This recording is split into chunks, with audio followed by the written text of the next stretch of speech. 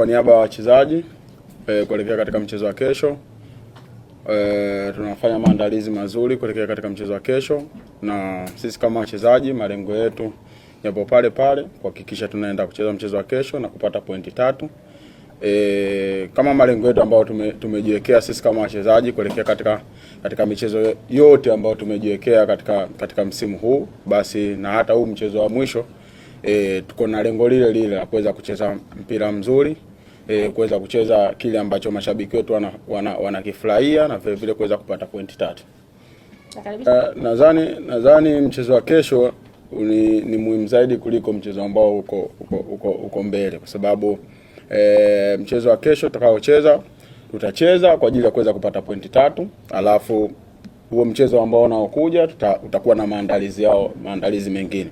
Kwa hiyo naweza kusema kwamba ni muhimu zaidi mchezo wa kesho, kwa sababu umeshakuwa na maandalizi yake na kila mchezaji yuko tayari kwa ajili ya mchezo dhidi ya KMC.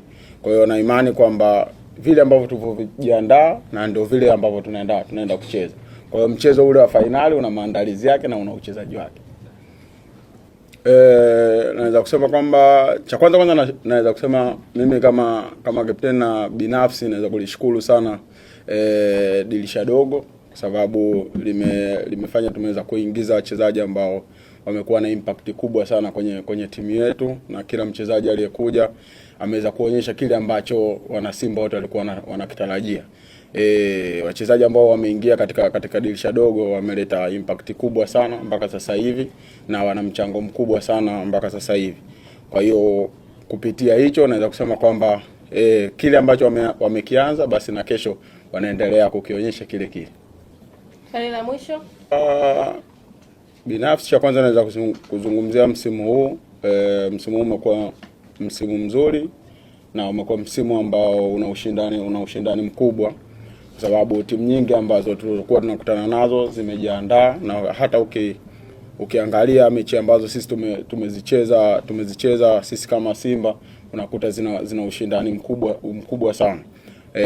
Kwetu sisi tumekutana na changamoto nyingi, na katika zile changamoto ambazo tumekutana nazo tumejitahidi sana kuzitatua mpaka hapa tulipo, na kufikia hatua hii ambayo tumefikia sisi kama wachezaji. Tunaweza kusema kwamba tunaenda katika mchezo wa kesho kuhakikisha kwamba tunaenda kufunga hii pazia la ligi, kwa sababu ni mchezo wa mwisho.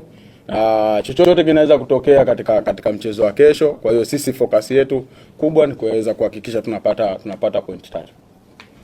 Shomari, zungumza na mashabiki.